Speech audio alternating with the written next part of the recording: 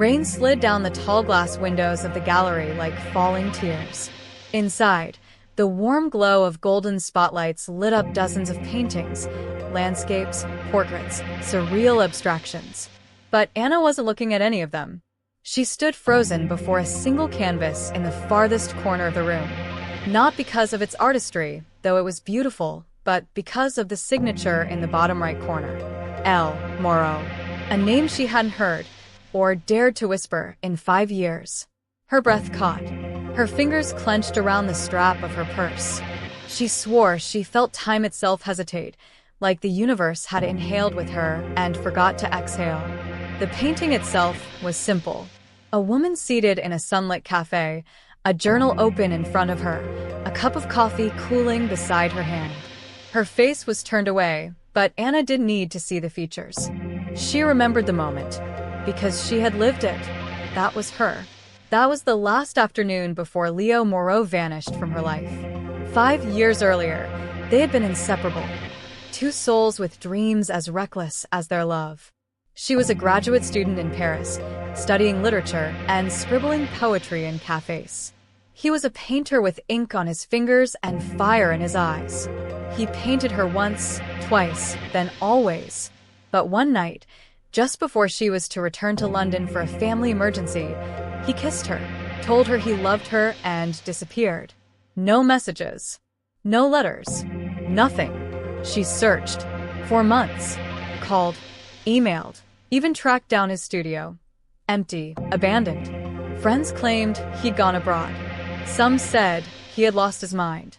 Others whispered about a debt he couldn't repay. Anna had buried that part of herself like a wound that wouldn't close. Until tonight. Footsteps approached behind her, soft against the gallery's marble floor. She thought it was a curator or another patron, but then she heard the voice. A voice so familiar her knees weakened beneath her. Anna. She turned slowly. And there he was.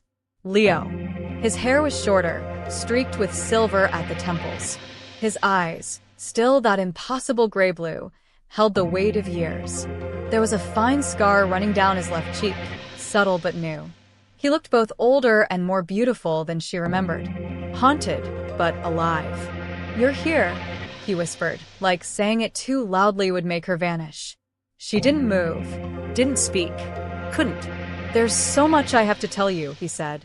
"But I can't not hear." "Why not?" Her voice was a breath, more emotion than sound. He glanced over his shoulder, scanning the room. "Because they're watching me." Her brow furrowed. "Who?" But he gently took her hand and pressed something into her palm, a small silver key. "Room 317. Hotel St. Remy. Midnight." Then he was gone, vanishing into the crowd before she could stop him. Anna stared at the key in her hand. Her heart thundered with old feelings and new fear. What had happened to him? Why had he disappeared? And who was watching him now? As the rain outside turned to a storm, the lights in the gallery flickered, and for a moment, just a moment, Anna thought she saw a figure in black staring at her from across the room. Then they turned and walked away. 11:58 p.m. The Hotel St. Remy was old, ivy-covered, and eerily quiet, tucked away in the forgotten folds of Montmartre. Anna hesitated outside room 317, the small silver key trembling between her fingers. Every step since the gallery had felt like sleepwalking through a half-remembered dream. Leo's voice, the look in his eyes, the fear behind it all. "They're watching me." The words echoed louder than reason. She turned the key. Click. The door creaked open into darkness. "Leo," she whispered. No answer. She stepped inside. The air was warm, laced with paint and something sharper. Cedar? Turpentine? The door shut behind her with a soft thud. She reached for the switch, but paused. Something told her not to. Instead, she followed a thin trail of candlelight down a narrow hallway. It led to a sitting room, dimly lit, paint-splattered canvases stacked along the walls. And in the center stood Leo, as though he'd been waiting for her for years. "You came," he breathed, stepping forward, eyes blazing with something between relief and regret.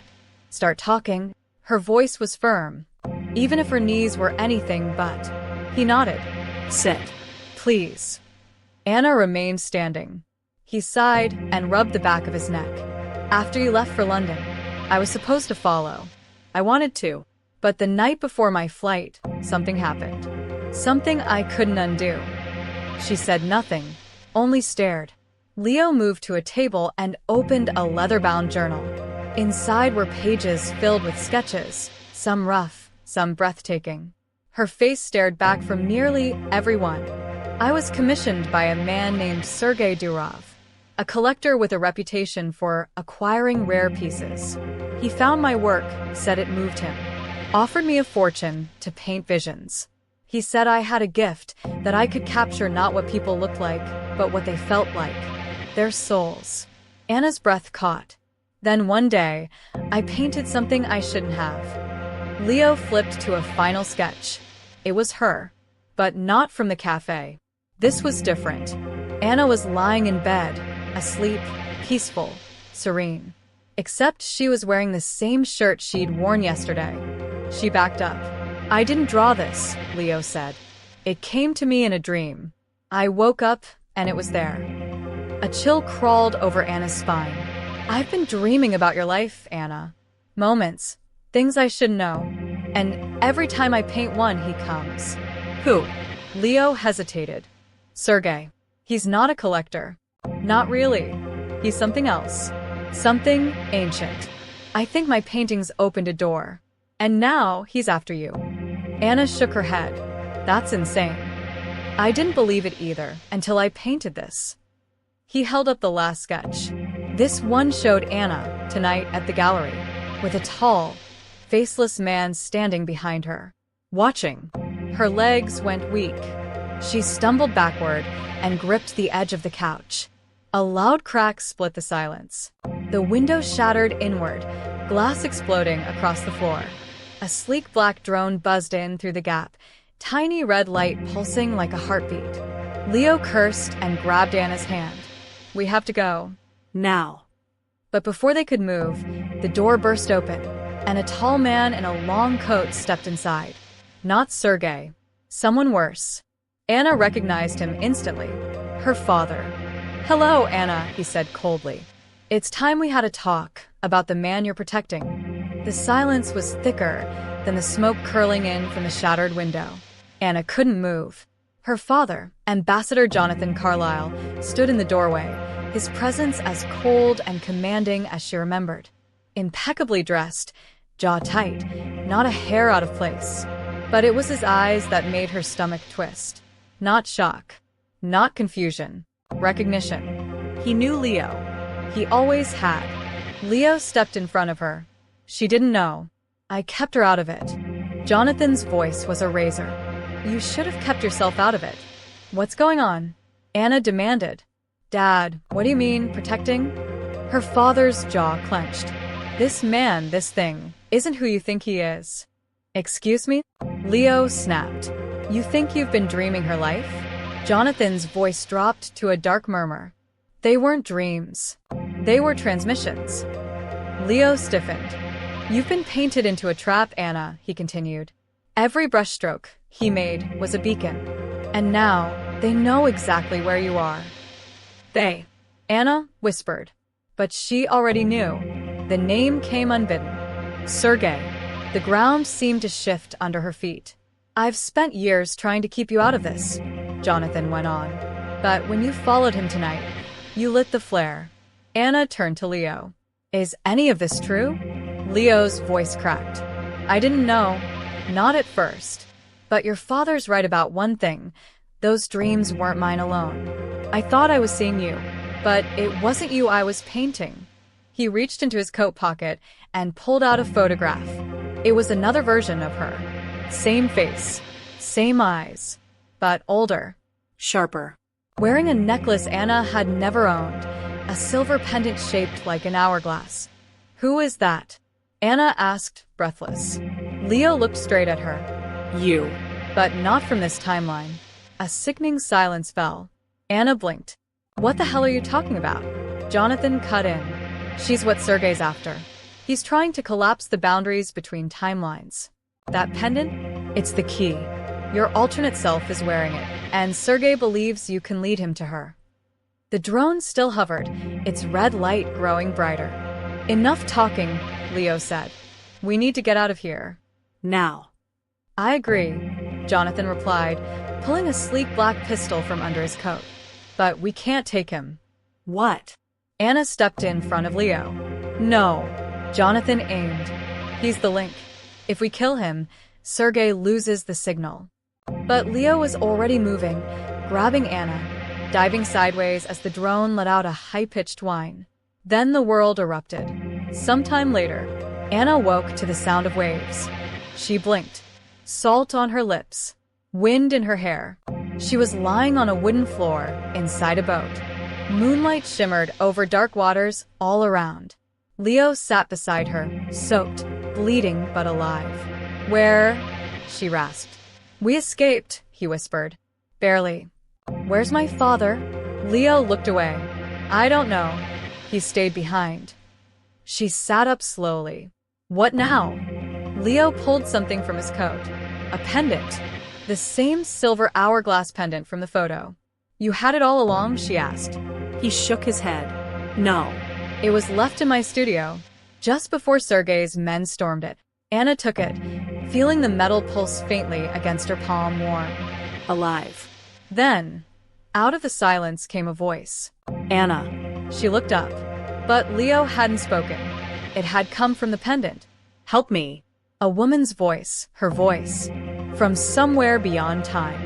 The pendant pulsed again, 3 rhythmic beats against Anna's palm, like a second heart.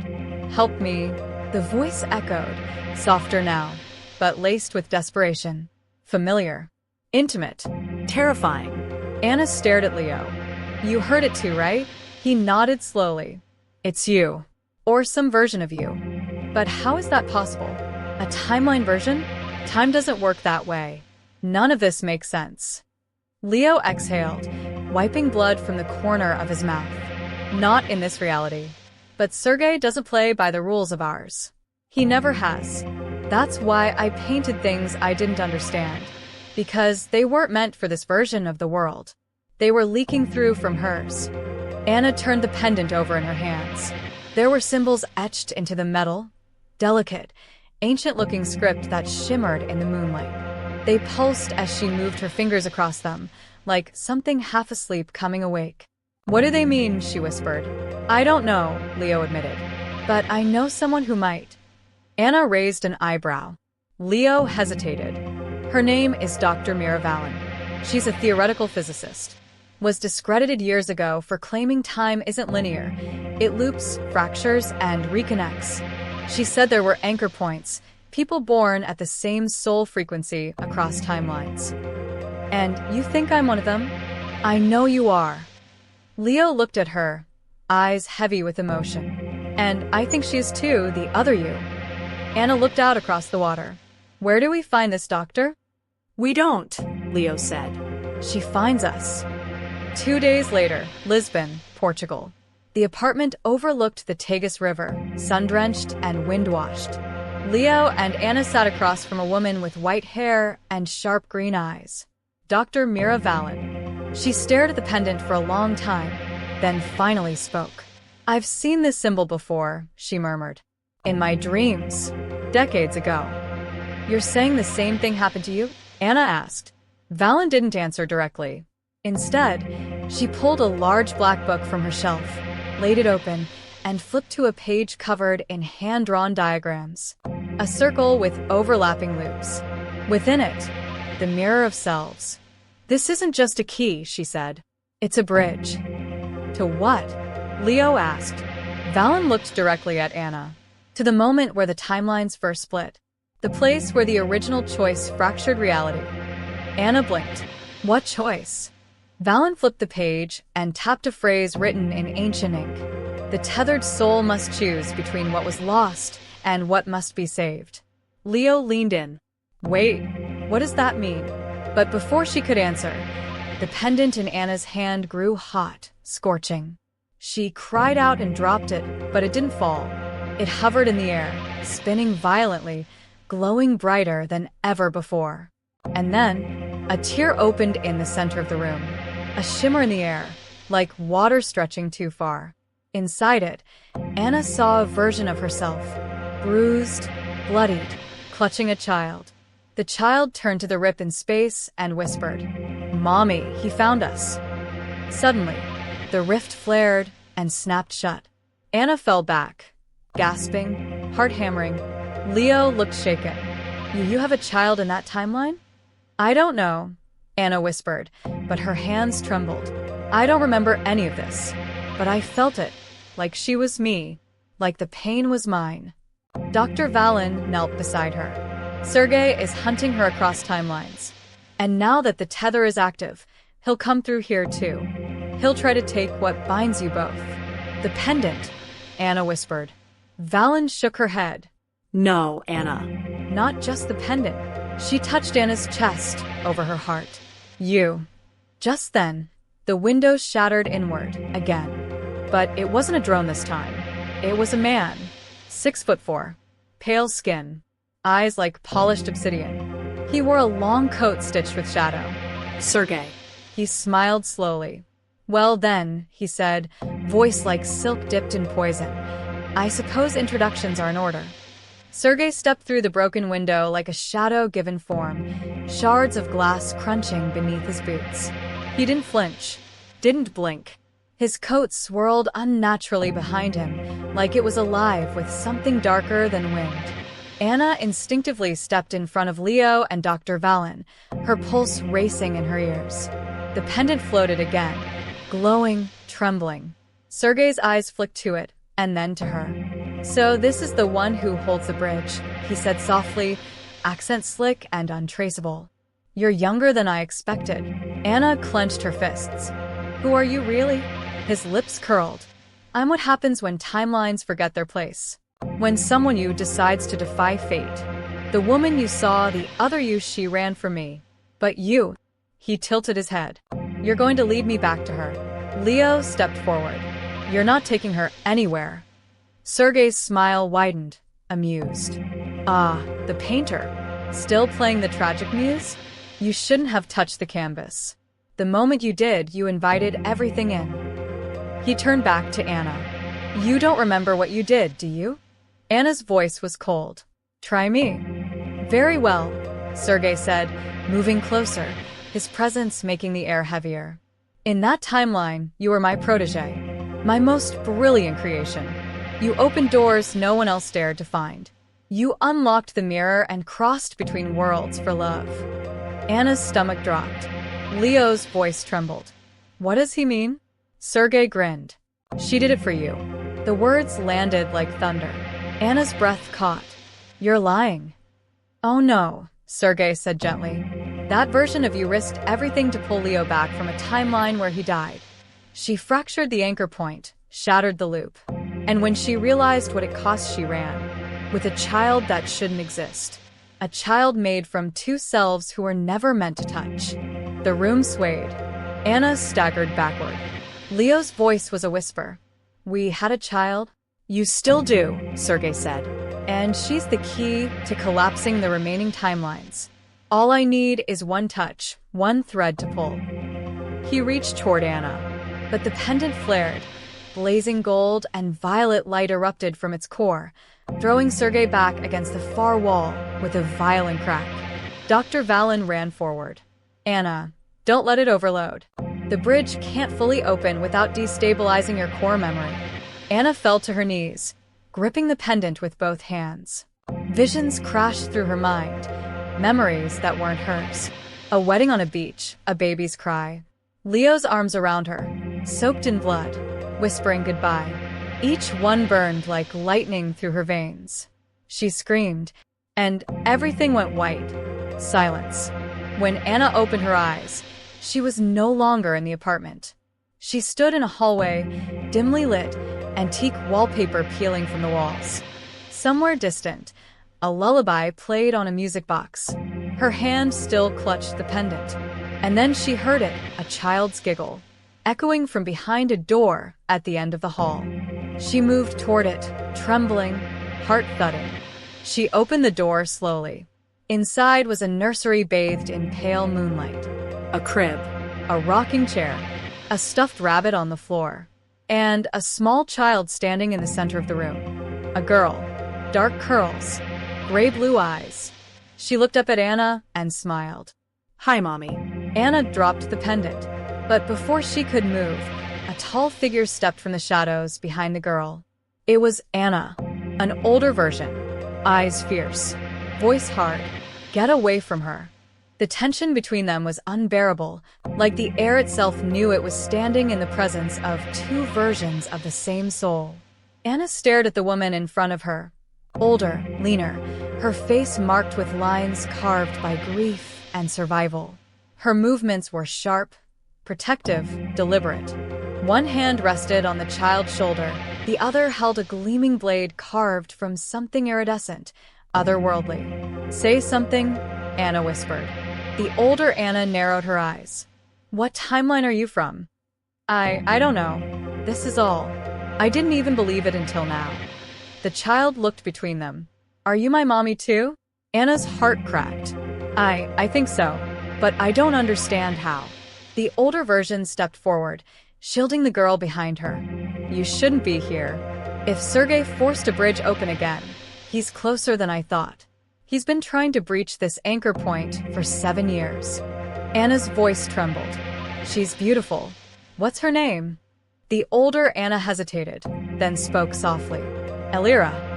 Anna repeated it, reverent. Elira. She was born between timelines, the older Anna said. A consequence. A miracle. A mistake, depending on who you ask. I didn't even know she existed until an hour ago. I tried to protect you from that, the older one said, eyes flashing. I gave up everything to seal this fragment of time.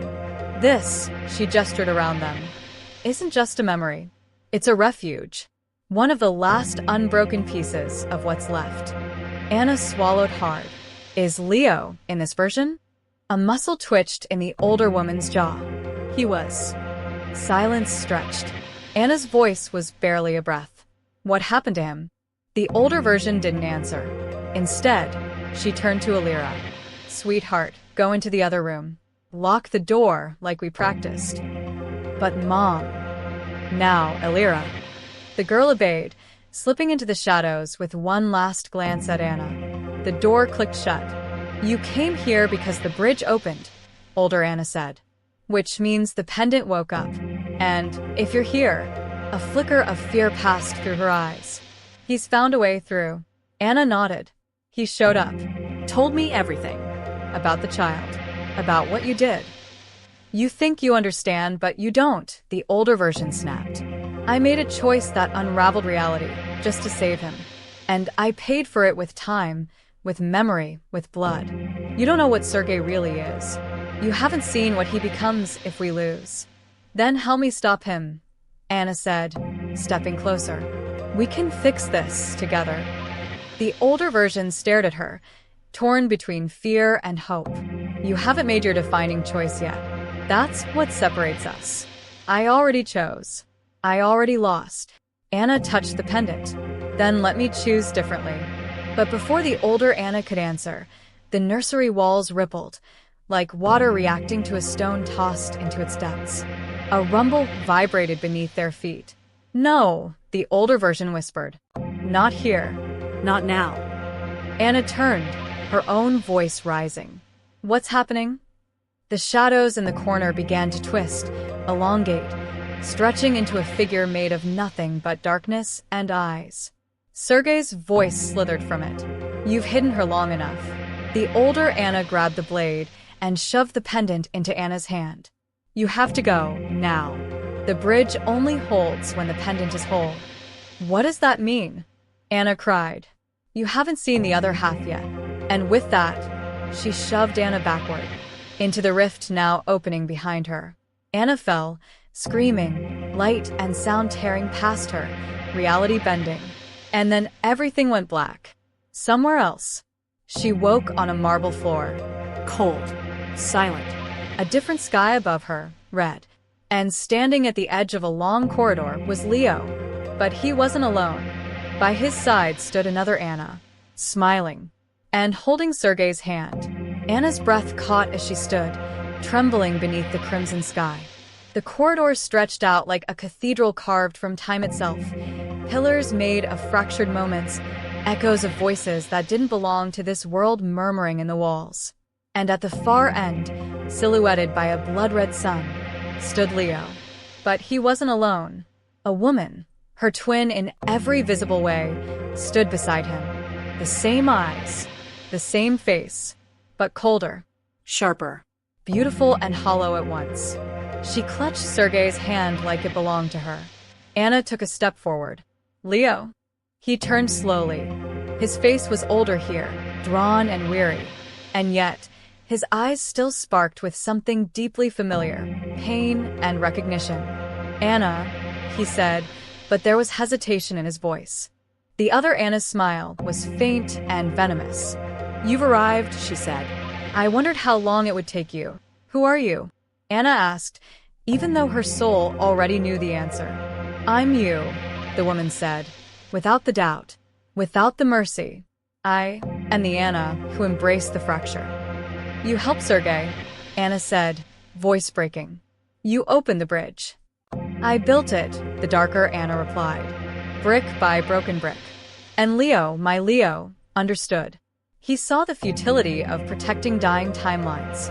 So we created a new one where we rule the others. No pain, no loss, just control. Leo looked at Anna again. His expression faltered. It's not what I wanted, Anna. Not really. But the version of you I lost. She died in front of me. This was all that remained. Anna's chest ached.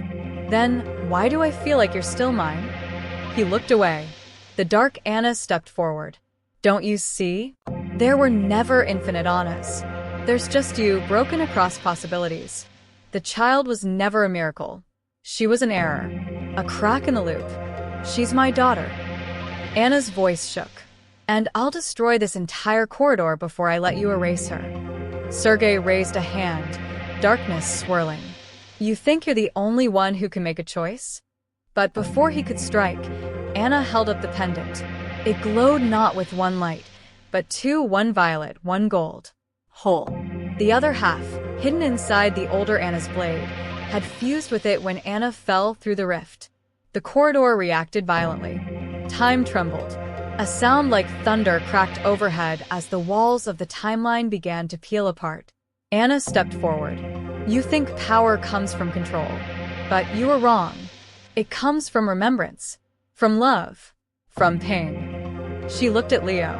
You are the scene I lived a lifetime in, she whispered. But I won't let you become the man who forgets what that meant. She closed her eyes and made her choice. The pendant shattered. Light burst from its core, ripping through the corridor, unraveling Sergei's darkness and the corrupted timeline around him. He screamed as the light burned through every shadow he wore. The dark Anna reached out in horror, but her body dissolved into smoke and memory, unwritten and undone. Leo ran toward Anna, reaching for her, but she was already fading too. The fracture had a price. I'm sorry, she whispered as his hands slipped through her. I remember all of it now. That day in the studio. That one scene. It was enough for 1,000 lifetimes. He fell to his knees as the world collapsed around him. Elsewhere, Anna opened her eyes. Soft light filtered through gauzy curtains. A child's laughter echoed in the distance. She sat on a sun-drenched porch, a cup of tea in her hand. She looked down. Elira sat at her feet, playing with a stuffed rabbit. And beside her, Leo. not broken, not lost. He looked up at Anna, smiled softly. We found it, he said. Anna blinked. Found what? Our scene, he whispered, brushing her hair back. The one worth every lifetime.